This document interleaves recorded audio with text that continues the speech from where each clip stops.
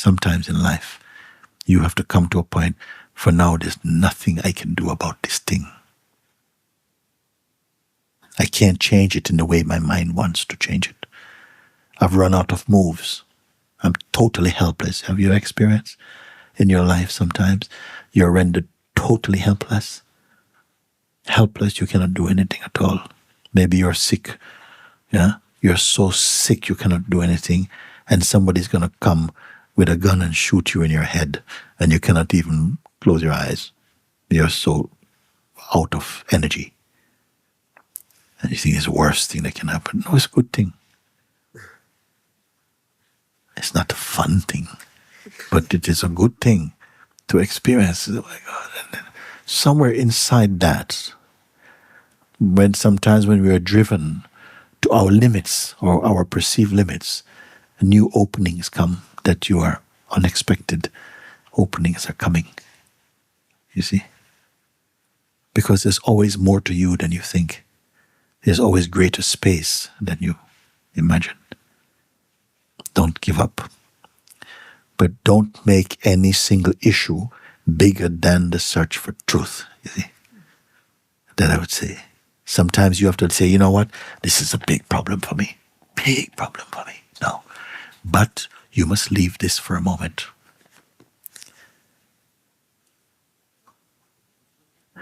People ask different questions. Many questions I call knowledge questions. How do I do this? What can I do about that? If this thing happens, what would you do? This is called knowledge questions. I don't encourage knowledge questions. I encourage freedom questions. Freedom question mean you may say something to me and may alter my perception of how life is. It may create some change in my perspective. A freedom question could liberate my mind from a lot of trouble immediately. You see? But sometimes we feel threatened by such thing because the mind says, no, learn more, study more, study more. If you study everything, you'll study your way into freedom. It's not true. You may have to throw all that away.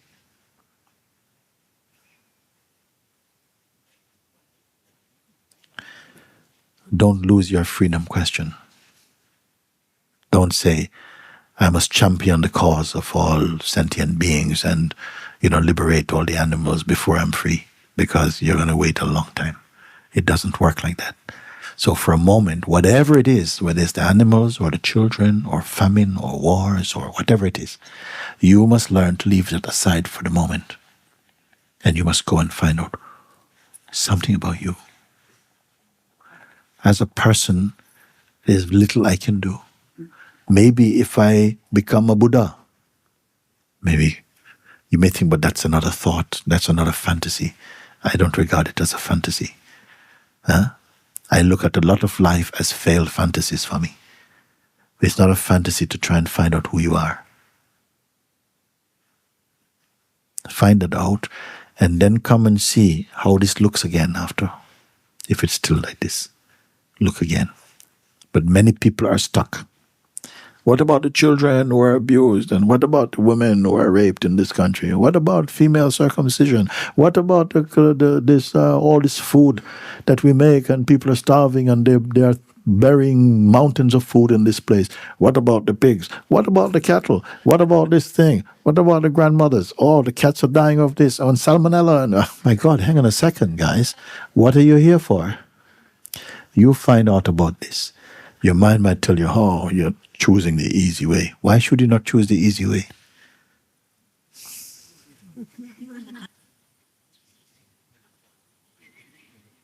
I have this firm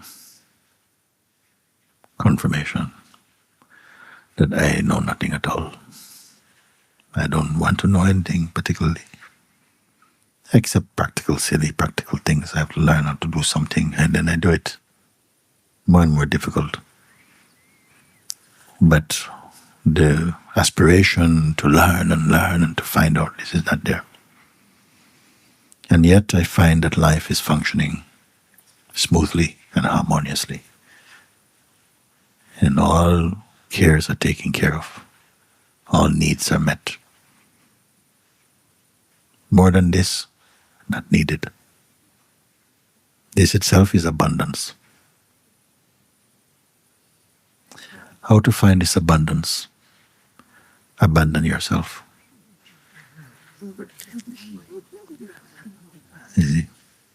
These things, they sound like prose and poetry, but they are simple things. The ancients knew them. Many people in this life, they know these things. Simple. Simple wisdom. Wisdom is greater than knowledge. Wisdom cannot be taught. It gets revealed in you when your face turns towards the real. Wisdom comes. Love by itself is not enough. Love must somehow combine with wisdom. Then there's a strength, and there's wideness, height and width, and depth.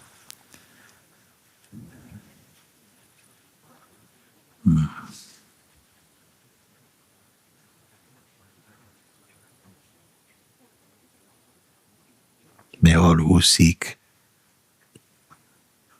find what you're searching for. May that search be for the only true thing worth finding, worth discovering, which is your timeless self, and to be free from pride and vanity, from arrogance, from separation. May each one, according to their capacity, come to the full realization of the self.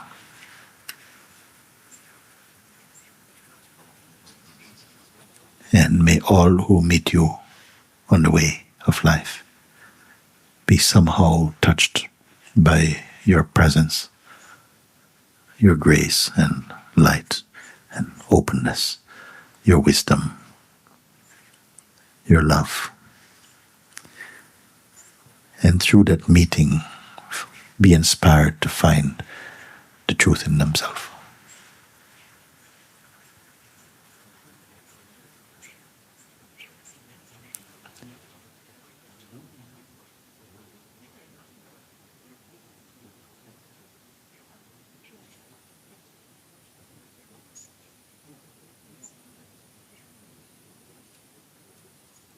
May each one transcend the hypnosis of personal conditioning and be happy. A happy being is naturally generous and open and kind.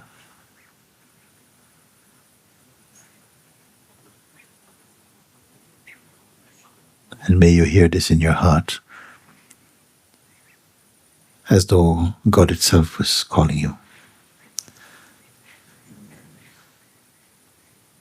Many times I said, my master told me this. And people said, oh, you were with him alone. I said, I'm always with him alone. Yeah, but were you in the room? I said, no, I was sitting just like we're sitting here. But I heard this voice like it was talking to me.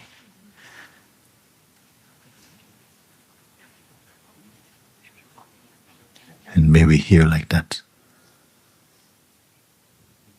Because the truth calls you only to freedom. There's no tricks. It wants nothing from a human being. What can it want from a human being? What has a human being got?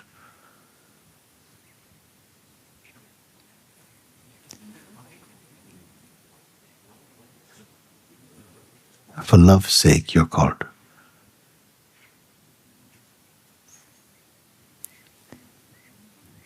So,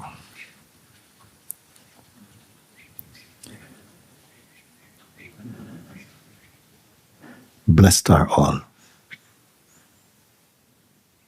And may you find the days ahead, not only days, they should not stop. May they unfold in greater and greater insights and deeper joy and peace for you.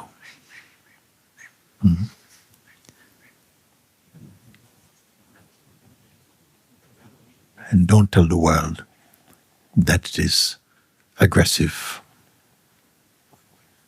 and mean. Tell the world it is happy and free.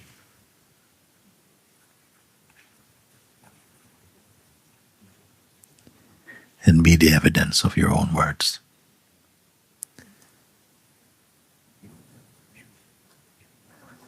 Okay, thank you.